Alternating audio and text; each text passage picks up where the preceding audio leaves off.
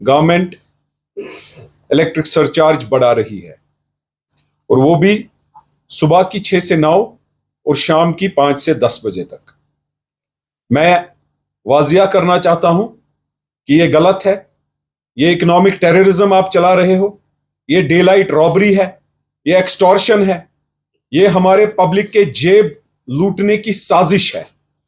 कश्मीरी अवाम को कोई भी ऐसा जरिया पिछले 1 साल से ज्यादा आपकी हुकूमत को हुआ, कोई भी ऐसी सहूलियत आपने नहीं दी जिससे 20% या 10% आमदनी में इजाफा हुआ। खर्चे का सरचार्ज तो आप बढ़ा रहे हो, मगर अफसोस की बात यह है, जब आपसे सवाल पूछा जाता है, उमर अब्दुल्ला साहब जो power minister, incharge power minister हैं, जो चीफ मिनिस्टर हैं, तो आप बोलते हो आपकी आंटी का मीटर लगा है, आपकी आंटी फीस भरती है, आपकी आंटी फलाना चीज करती है, तो हमें भी वो करना पड़ेगा।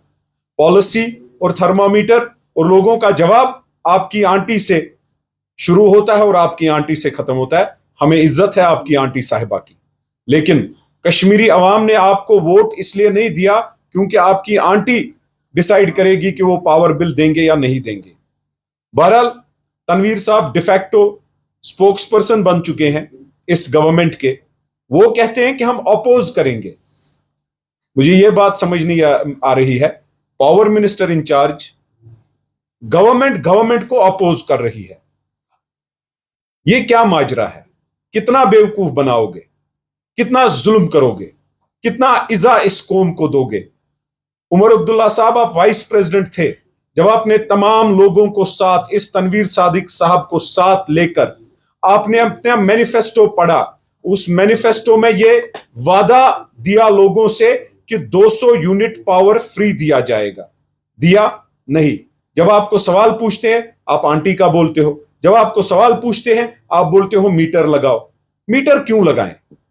आप 800 रुपया फ्री क्यों नहीं दोगे? देखो, 200 यूनिट 4 रुपए के यूनिट के हिसाब से, उमर साहब मैंने आपको पहले भी क्लास दी थी, आप तालिब इल्म बनो। मैं आपको फिर एक चीज समझाना चाहता हूं, बहैसियत कश्मीरी लोगों की हमदर्दी मुझ में है। मैं आपको समझाना चाहता हूं कि अगर आप 200 यूनिट फ्री देना चाहते हो, मीटर लगा है मीटर नहीं लगा है, 800 रुपए हर किसी की बिल में माफ कर दीजिए। क्यों नहीं कर रहे हो? उसके लिए कौन सा थर्मामीटर लगाना है? अब आप 20% बढ़ाने की बात कर रहे हो। क्या 1 लाख नौकरियां दी? क्या गैस सिलेंडर दिए? कोई ऐसी चीज की कि जिससे लोगों को राहत पहुंचती, लोगों की आमदनी बढ़ती? नहीं, बहरान ही बहरान और कुछ भी नहीं। मैं उमर साहब आपको यह सवाल पूछना चाहता हूं कि ज्वाइंट इलेक्ट्रिक रेगुलेटरी कमीशन जो है, क्या मुझे एक बात बताइए, जो JERC है,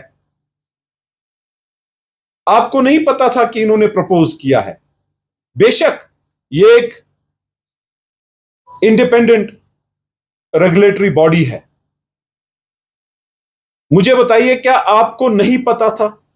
चलिए मान लेते हैं KPDCL आपके अंडर नहीं है, जबकि है, वहां KS अफसर हेड कर रहा है। आपके एक ओहदेदार अजीज का होटल राजबाग में है, 20 लाख रुपया बिल बकाया है। मैं नवाई सुबह की बात ही नहीं करूंगा। अल्लाह ताला मगफिरत करे शेख साहब को, जन्नत नसीब करे, करवट करवट जन्नत उनको दे, लेकिन उनको वहां पर शर्म आ रही होगी जिस हिसाब से आप यहां पर लोगों को इस्तेसाल कर रहे हो, लोगों का जेब कतरा आप बन गए हो। अगर लोगों के जेब काटने हैं वो बताओ ना। 2010 में पुलिस आपके पास थी, कत्लो गारत किया। अब आप कहते हो कि नहीं, बिजली सुबह शाम यूज मत करो, ठंड से मर जाओ।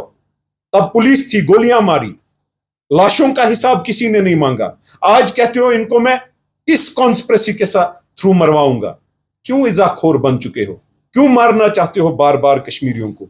मैं एक सवाल पूछना चाहता हूं, शेख मोहम्मद अब्दुल्ला साहब का जो जहां पे वो दफन है वो वक्फ की जमीन है, मुझे एक बात बताइए, वहां बिजली 24 घंटा चलती है, उसकी बिल कभी भरी है?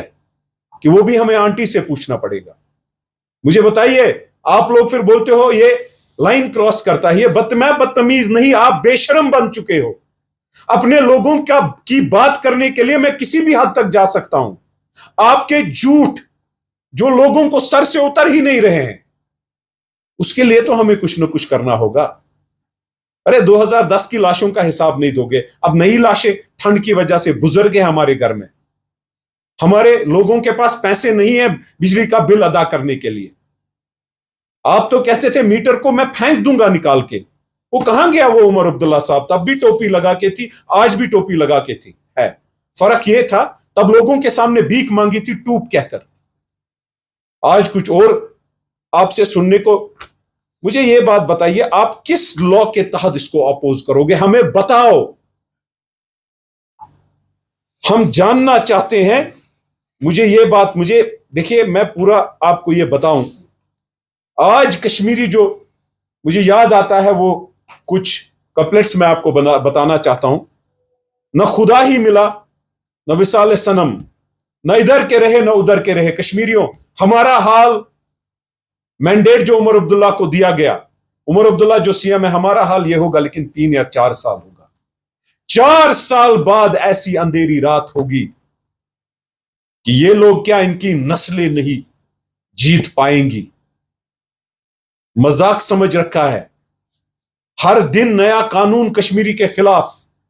कभी शराब को बोलते हो कुछ, फिर तनवीर सादिक साहब कुछ और बोलते हैं, फिर दूसरे दिन दाढ़ी रख के कुछ और बोलते हैं। आज यही हाल है। मुझे जो बोलना था मुख्तसर मैं बोल चुका हूं। हम अपने लोगों की तर्जुमानी करने निकले हैं। हमें हुक्म आया सजाद गनी लोन साहब का कि इस पर बात कीजिए, हमने बात की। जम्मू कश्मीर पीपल्स कॉन्फ्रेंस का नारा है कि हमें कश्मीरी को हर तरीके की राहत दिलानी है। हमारे पास इख्तिदार नहीं है, लेकिन हमें कोशिश करने से किसी ने रोका नहीं है। इसलिए मेरे कश्मीरियों, यह बात समझ लीजिए, बार बार इज़ाह और धोखा मिल चुका है। मुझे पूरा यकीन है नए इलेक्शन तक आप हमें दबाओगे। उमर साहब, हमारे लिए अभी दबना बेहतर है। आवाज उठाएंगे, हमें सड़कों पे निकलना होगा, हम निकलेंगे। लेकिन 3 साल बाद ये कश्मीरी आपको ऐसा जवाब देगा जो आपने ख्वाब में क्या, जो आपके वहम गुमान में नहीं होगा। मैंने मुख्तसर बात करनी थी, वो मैंने कर दी। आप सबका बहुत बहुत शुक्रिया। मुझे पूरा यकीन है इस बात को हर कोई कश्मीरी सुनेगा, इस पे गौर फिक्र करेगा, और इंशाअल्लाह इसके खिलाफ हम इंशाअल्लाह खड़े होंगे। पीपल्स कॉन्फ्रेंस लोगों के साथ है, हमारी सारी जमात इस हाइक के खिलाफ है। हम इस मीडिया ब्रीफिंग के जरिए अपना प्रोटेस्ट रजिस्टर करना चाहते हैं, और अगर यह वापस नहीं हुआ, अगर हमें सड़कों पर उतरना पड़ेगा, हम सड़कों पर उतरेंगे इंशाअल्लाह।